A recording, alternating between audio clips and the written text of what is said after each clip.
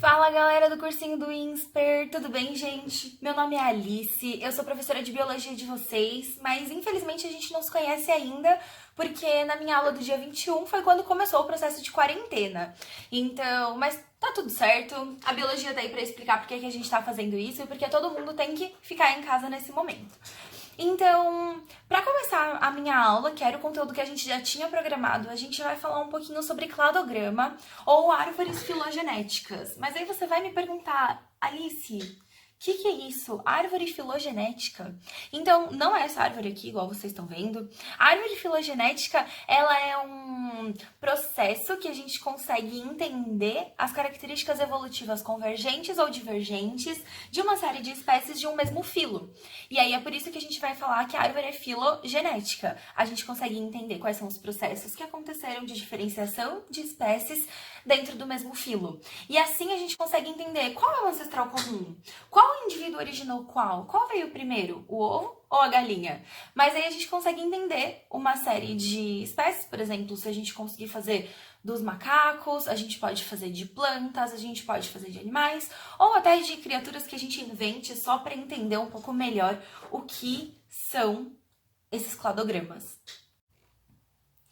Mas para entender o que são esses cladogramas, a gente precisa ter uma noção de evolução, porque afinal é sobre isso que eles tratam, o cladograma. Eles tratam sobre as evoluções que aconteceram nas espécies.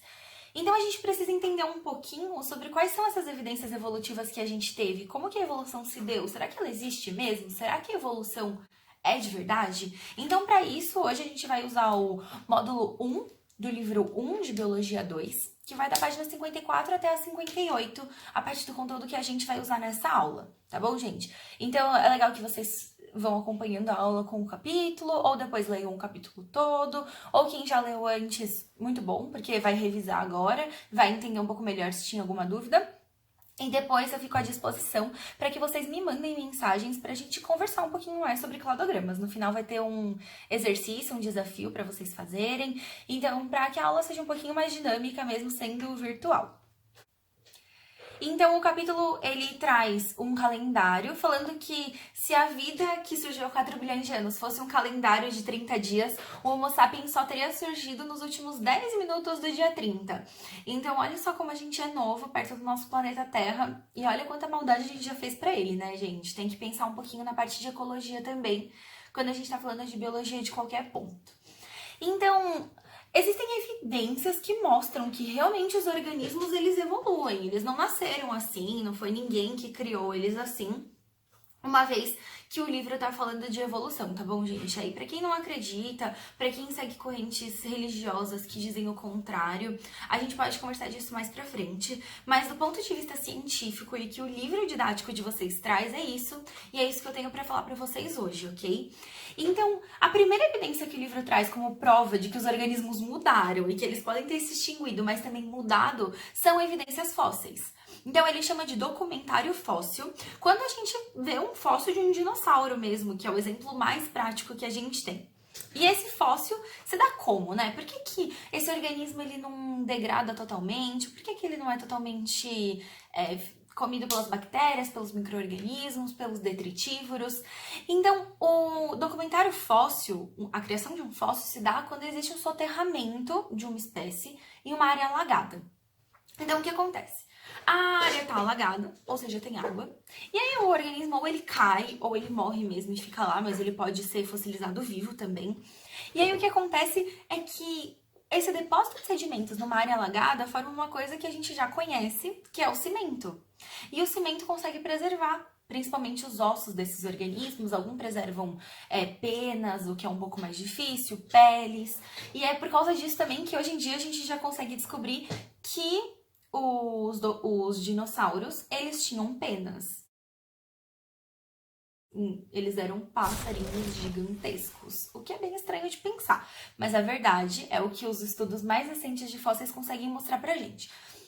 Então, esse soterramento por sedimento, seja areia, seja argila em áreas alagadas, ele se dá quando o processo de diagênese acontece por completo, que é a compactação do animal, ou seja, ele é realmente achatado, e depois a cimentação, quando esses sedimentos e essa água secam, e aí ele vira realmente um cimento, não tem nada diferente de um cimento que a gente conhece hoje. O segundo processo que o livro traz é a camuflagem. A camuflagem, então, ela é um evento marcante no processo evolutivo, porque ela faz com que o animal fique igual ao ambiente, o que dificulta a sua visualização por predadores. Então, o livro traz exemplos de raposas, de louva-a-Deus, que acabam se assemelhando muito ao ambiente que eles vivem, e assim o predador não consegue ver, e eles sobrevivem e conseguem procriar, e assim as próximas gerações também vão ter a característica da camuflagem. O terceiro ponto do livro é o mimetismo. O mimetismo vem de mímica. E aí a gente pode lembrar que a mímica é quando você quer parecer alguma coisa, certo? Quando a gente faz uma mímica para imitar um animal, para imitar um filme, o nome de um filme, alguma coisa. Então, o mimetismo ele pode ser dividido em dois tipos, o batesiano e o milleriano.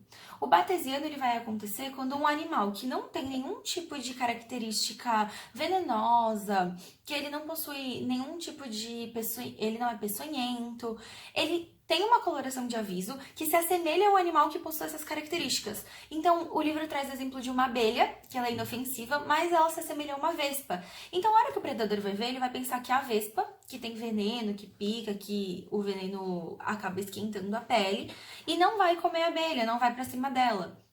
Então, é quando um organismo que não tem nenhuma característica de ser repugnante se assemelha a outro que tem.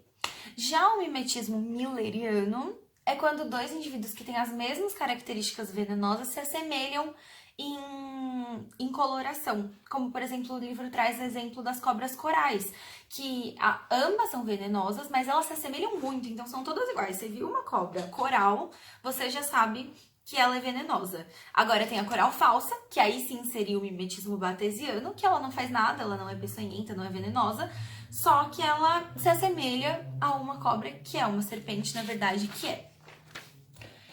E aí, tudo bem, tem essas características em que os indivíduos foram se adaptando e eles foram crescendo, e aí as espécies foram se diferenciando, mas aonde entra o cladograma?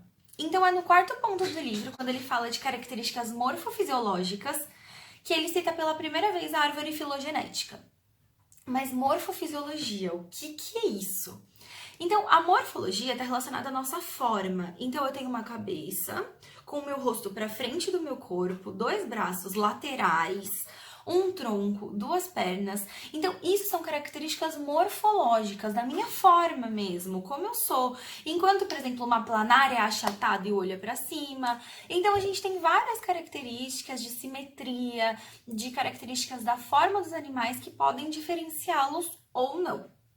Já a fisiologia, ela é a parte química do nosso corpo, né? Então, o que definiu que eu tenho dois braços? Foi a fisiologia, provavelmente no período embrionário. Além, é claro, do DNA. Mas o DNA é o próximo tópico.